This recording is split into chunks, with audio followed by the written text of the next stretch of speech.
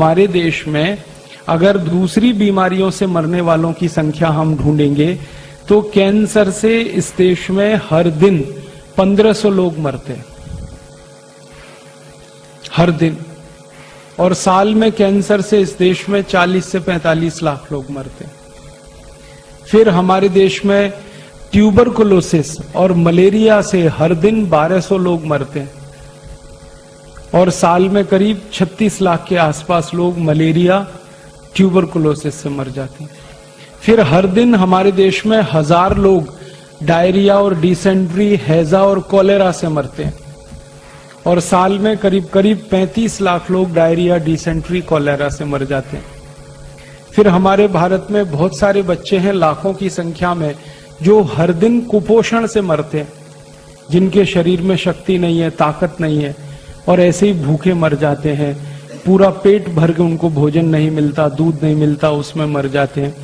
तो मरने वालों की संख्या तो बहुत है, कैंसर से मरने वालों की संख्या तो बहुत है, मलेरिया से मरने वालों की संख्या तो बहुत है, ट्यूबरकुलोसिस से मरने वालों की संख्या तो बहुत है, डायरिया, डिसेंट्री से मरने वालों की संख्या तो बहुत है, अनेक अनेक दूसरी बीमारियों से।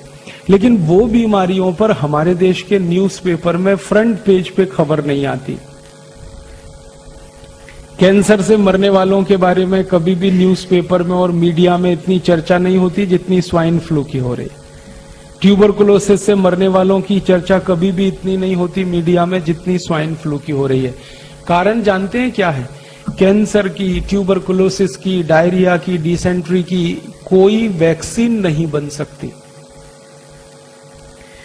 जिन बीमारियों की वैक्सीन नहीं बनती, उन बीमारियों के बारे में मीडिया में चर्चा नहीं होती, भले उसमें मरने वालों की संख्या कितनी भी जास्ती हो। लेकिन जिन बीमारियों में वैक्सीन बन सकती है और मरने वालों की संख्या बहुत थोड़ी होती है, उसकी चर्चा बहुत होती है। कारण क्या है? जब बीमारी की चर्चा होगी तो लोगों में डर पैदा होगा, दहशत पैदा होगी।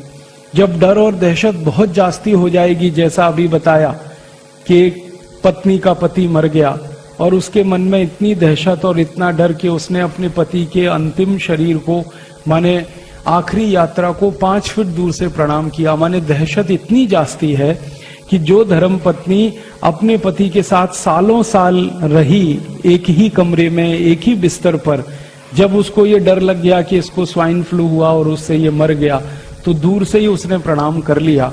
ये हद है, ये लिमिट क्रॉस हुई है डर की, दहशत की।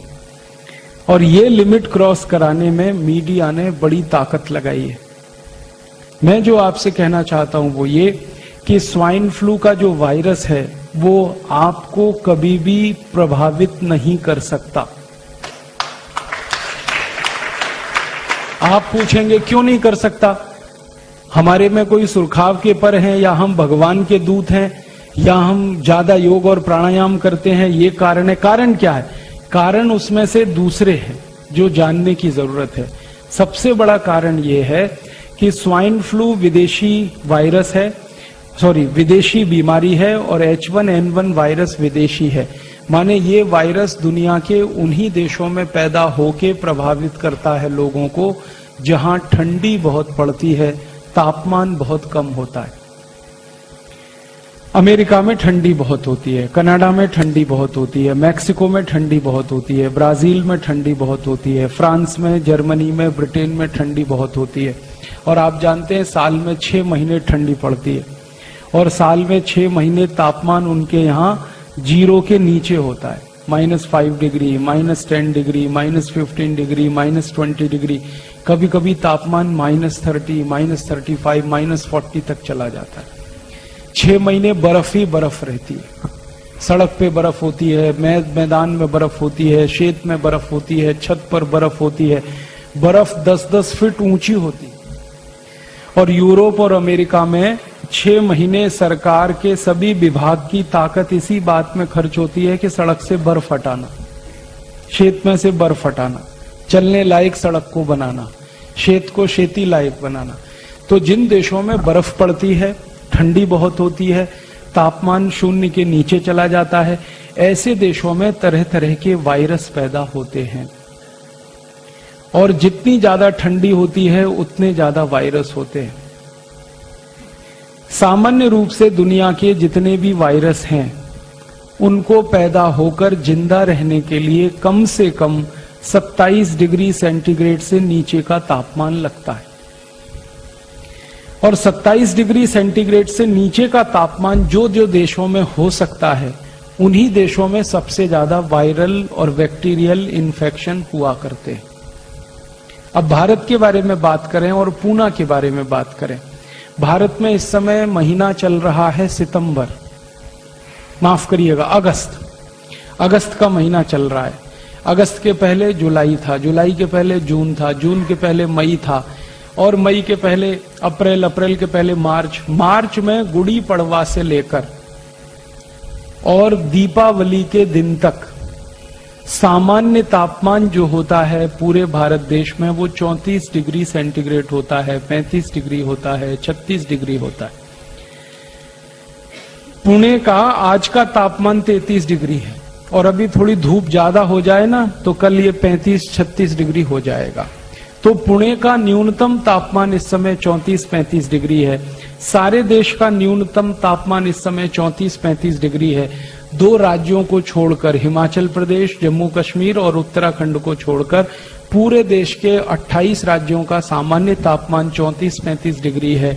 इस तापमान में कोई भी वायरस जिंदा नहीं रह सकता, मर जाता है। वायरस अगर पैदा भी हुआ तो ज्यादा से ज्यादा 45 मिनट जिंदा रह सकता है, उसके बाद उसको मरना ही है, क्योंकि सूर्य के प्रकाश में, सूर्य के ताप में, सूर्य की गर्मी में कोई वायरस जिंदा नहीं रहता। तो भारत दुनिया में सबसे अद्भुत देश है जहां पर सूर्य का तापमान इतना है, सूर्य का प्रकाश इतना है। यहां तो गर्मियों में मई जून में तापमान +50 डिग्री सेंटीग्रेड होता है। दूसरे देशों में -40 होता है ठंडी में, यहां +50 होता है। कितना अंतर है तापमान का, आप सोचिए। -40 से 0 पे आइए, 0 से आगे 50 तक जाइए, इतना बड़ा अंतर है, इतना बड़ा डिफरेंस है। तो जो देश ठंडी वाले हैं, बर्फ वाले हैं, जहां पर बहुत ज्यादा सर्दी होती है, उन्हीं देशों में वायरस इन्फेक्शन बहुत होते हैं।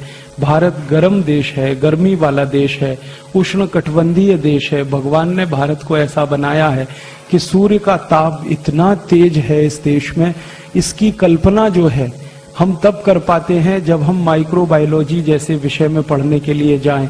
तो आप अपने मन से एक भय, एक डर निकाल दीजिए। आपके शहर में, पुणे के पूरे जिले में, पूरे महाराष्ट्र में, पूरे भारत में, जम्मू कश्मीर, हिमाचल और उत्तराखंड को छोड़कर कहीं भी ये वायरस हो नहीं सकता, क्योंकि तापमान इतना ज्यादा है। इसलिए इस बीमारी से आपके प्रभावित होने की कोई दूर दूर तक संभावना नहीं है। इसलिए आपके मरने की भी कोई संभावना नहीं। मन से ये डर निकाल दो।